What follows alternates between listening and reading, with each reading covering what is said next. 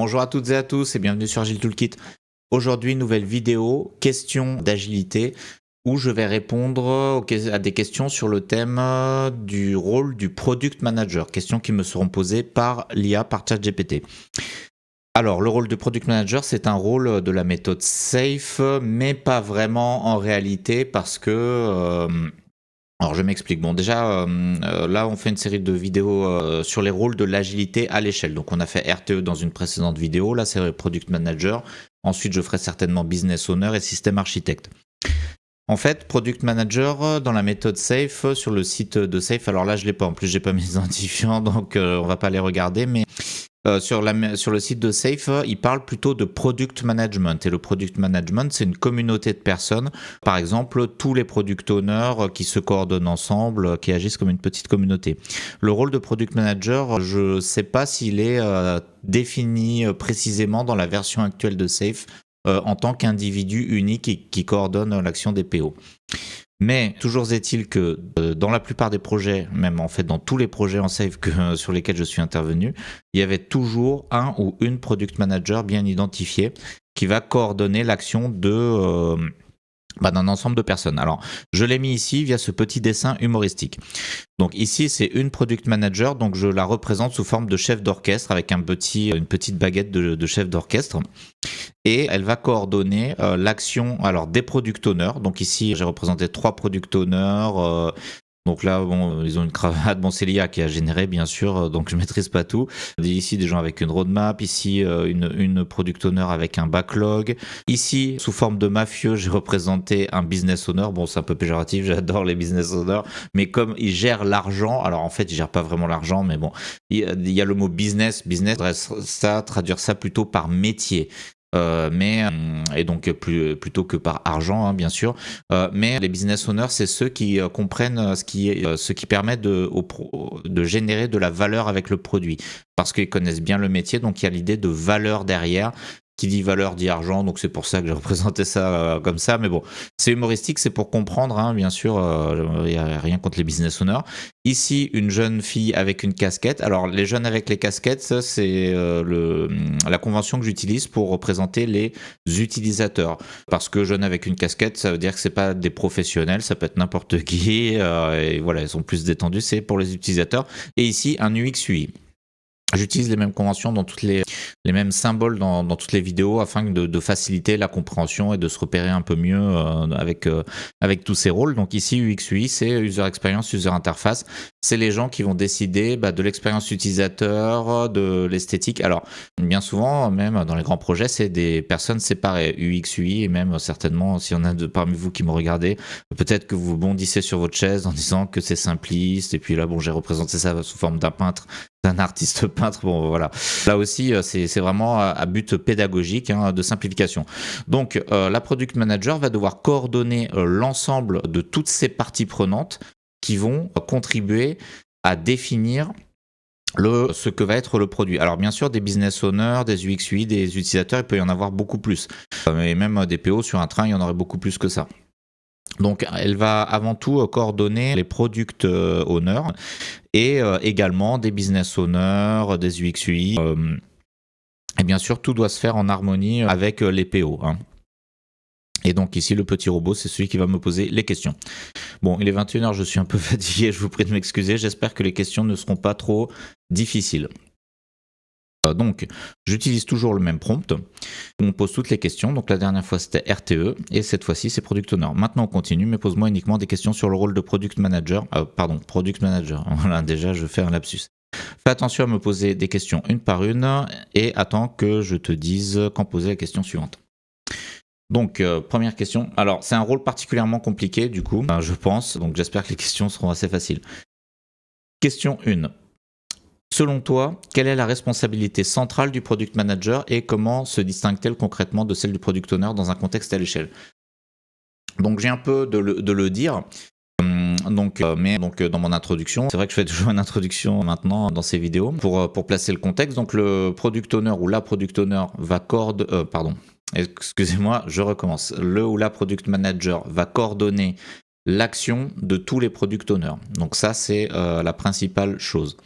Qu'est-ce que ça veut dire coordonner? Ça peut vouloir dire dispatcher des features ou des sujets dans telle ou telle équipe, ou du moins contribuer à le faire. Ça peut être arbitrer des sujets, prioriser, et ça va se faire au niveau du backlog.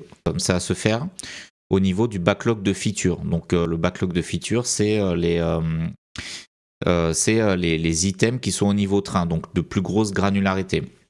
Donc il y a plusieurs vidéos sur la chaîne sur le sujet du backlog, donc je vous invite à aller les voir. Donc quand on est dans un contexte à l'échelle, chaque équipe va avoir son propre backlog composé de user stories, les user stories étant définis par les product owners.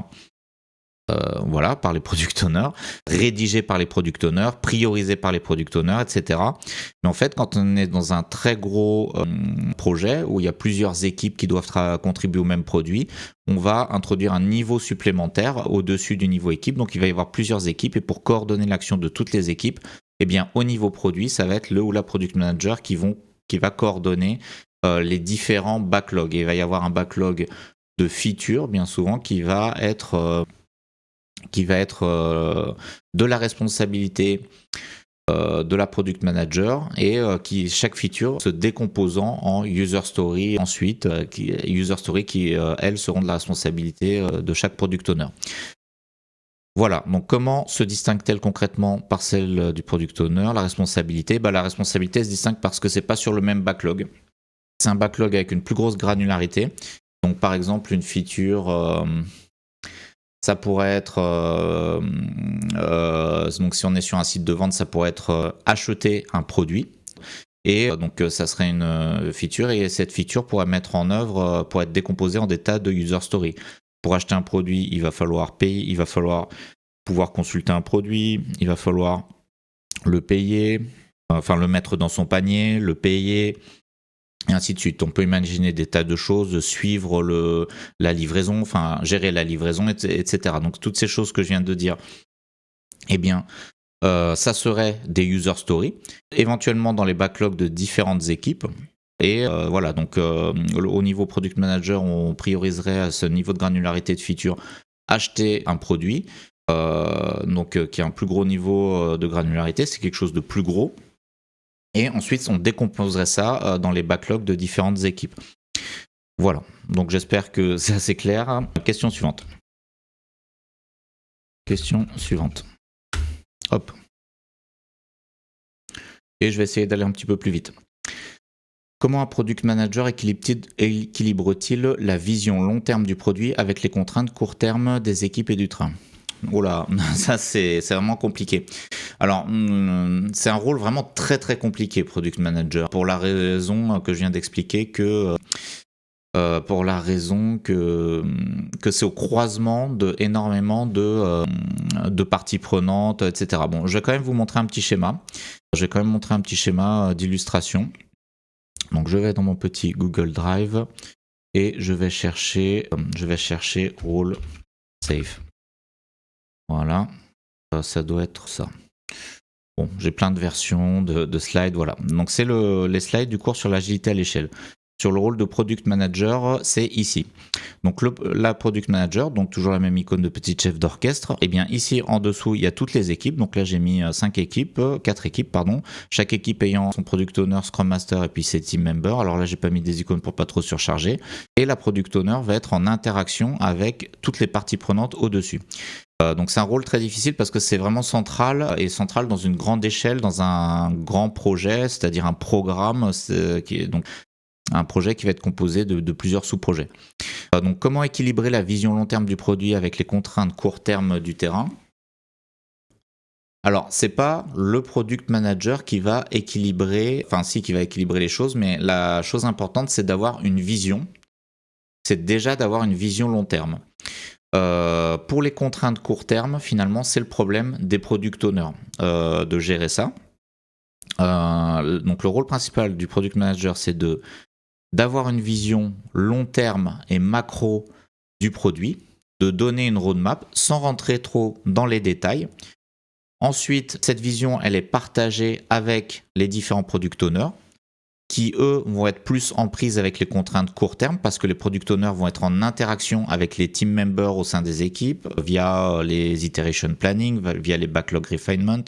Donc c'est les product managers qui finalement vont être plus conscients des contraintes court terme et ils vont remonter ces problèmes, ces contraintes court terme au product manager via les meetings dans la méthode SAFe qui s'appellent les PO Sync. Donc c'est des réunions hebdomadaires en général où product manager et product owner se synchronisent tous ensemble et parlent des contraintes, des dépendances qui se produisent chacun dans toutes les équipes. Donc on fait une revue de toutes les équipes. Donc comment on équilibre la vision long terme du produit? Alors la vision long terme, il faut déjà la définir à la base, dans les grandes lignes, et après au quotidien, via le PO Sync, le meeting de PO Sync ou ART Sync, voilà, qui est une formule un peu différente, où il y a aussi les Scrum Masters qui interviennent. Mais bon, via ce meeting de PO Sync, ART Sync, eh bien, on va pouvoir ajuster la vision long terme en fonction des contraintes qui se présentent à nous au fil de l'eau. Voilà. C'est comme ça qu'on équilibre, mais on ne peut pas tout équilibrer a priori. Dans la vision de départ, ça ne peut pas tenir compte de toutes les contraintes parce que on est en méthode itérative, on est dans un processus itératif, donc il y a des choses qu'on découvre petit à petit. Et le principe itératif permet à chaque sprint de remettre en question les choix qui ont été faits, en espérant que ce n'est pas des trop grosses remises en question, parce que sinon c'est assez coûteux, mais ce n'est pas impossible. Question suivante. Question intéressante. Alors, question 3. Comment gères-tu les arbitrages lorsqu'il faut choisir entre des enjeux business forts, des contraintes techniques majeures et des attentes d'utilisateurs parfois contradictoires? Alors, donc on avait un peu la même question sur le rôle de product owner. En fait, le product manager va avoir un peu le même genre de problème entre des exigences contradictoires et des contraintes techniques qui peuvent être en contradiction avec les exigences. Donc, par exemple, on peut avoir, si je reprends ce schéma, on peut avoir des utilisateurs qui veulent certaines choses, le business owner qui n'est pas d'accord. Par exemple, les utilisateurs voudront qu'il n'y ait pas de pub dans l'application parce que c'est pas bien, et le business owner voudra mettre plein de pubs pour faire cliquer les gens parce que c'est ce qui crée de la valeur, c'est ce qui permet de rentabiliser l'application. Bon, exemple très basique. Les développeurs, eux, vont dire non, c'est impossible pour telle ou telle raison technique, etc. Donc, il peut y avoir plein de contradictions. Ça, c'est valable déjà dans une équipe Scrum où il y a à petite échelle, mais c'est encore plus valable. Les problèmes, ce genre de contraintes contradictoires sont décuplés si on est dans de l'agilité à l'échelle, bien souvent, parce qu'il y a plus d'acteurs, plus de parties prenantes. Donc, comment gérer les arbitrages? Il n'y a pas de recette magique. C'est très difficile, en fait, arbitrer, choisir, prioriser les choses, c'est ce qu'il y a de plus difficile. Parce qu'il faut choisir.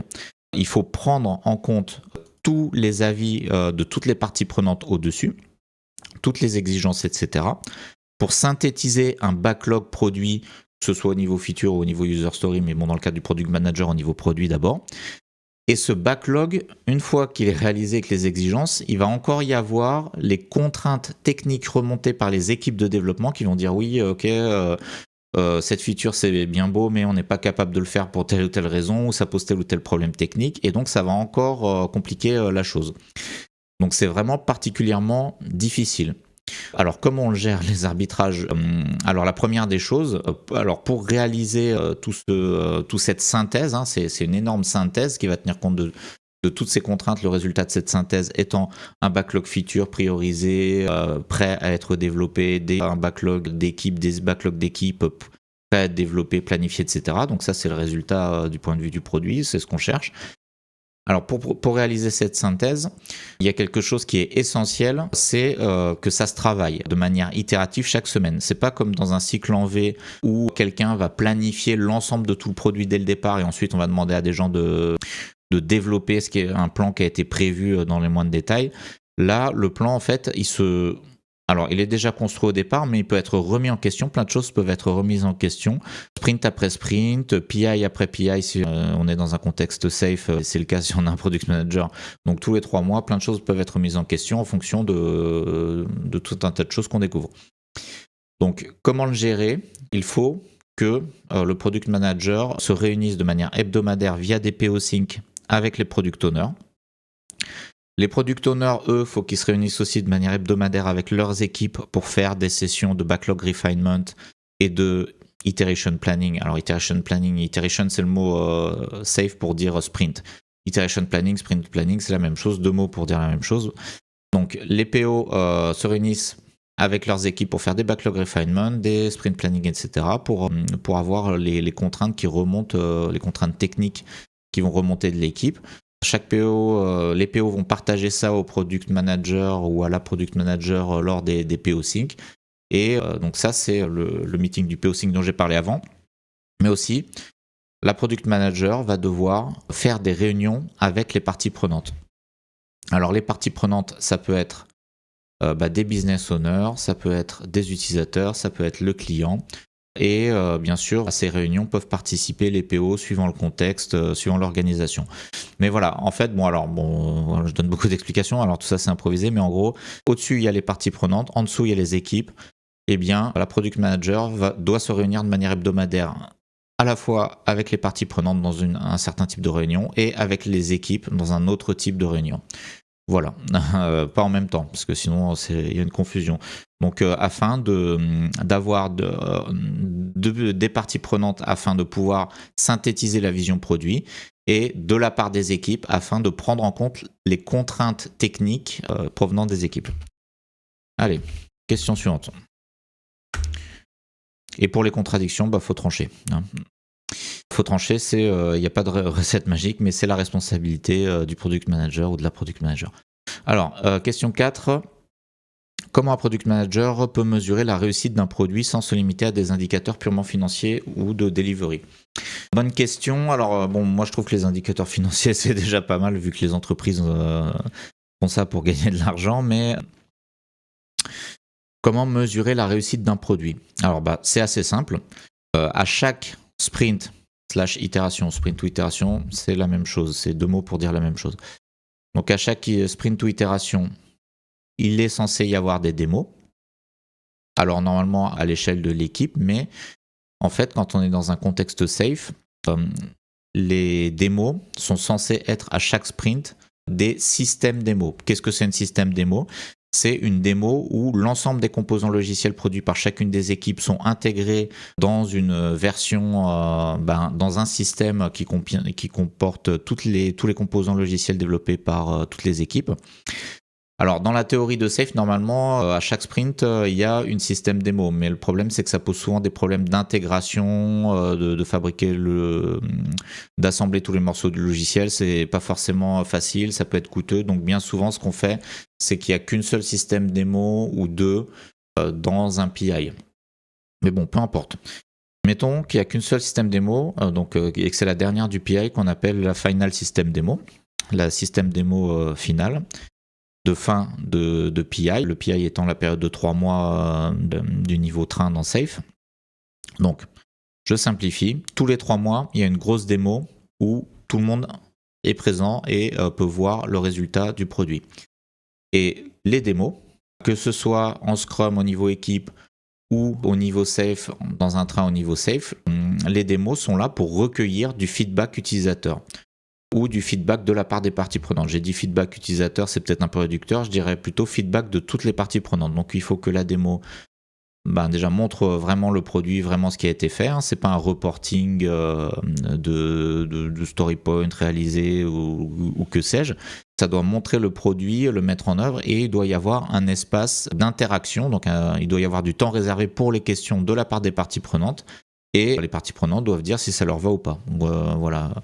Grosso modo, c'est comme ça. Donc pour moi, la démo, c'est le meilleur indicateur de réussite d'un produit. Et après, sachant que ça, la démo, c'est quelque chose, c'est un processus très régulier, itératif, minimum tous les 3 mois, mais bien souvent, c'est plus souvent que ça. Donc dans le cas le plus discipliné, ça serait toutes les 2 semaines, donc ça peut être assez coûteux, mais ça vaut le coup parce que ça permet d'avoir du feedback utilisateur, de faire le meilleur produit possible et de bien mesurer la réussite du produit.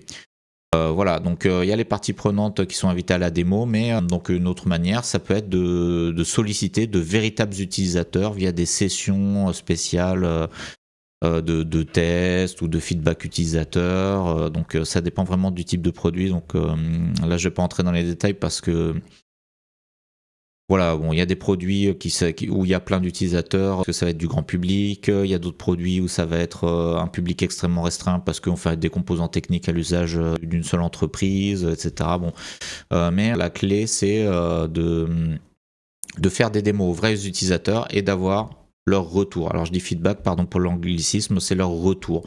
Qu'est-ce qu'ils en pensent? Est-ce que ça leur plaît ou pas?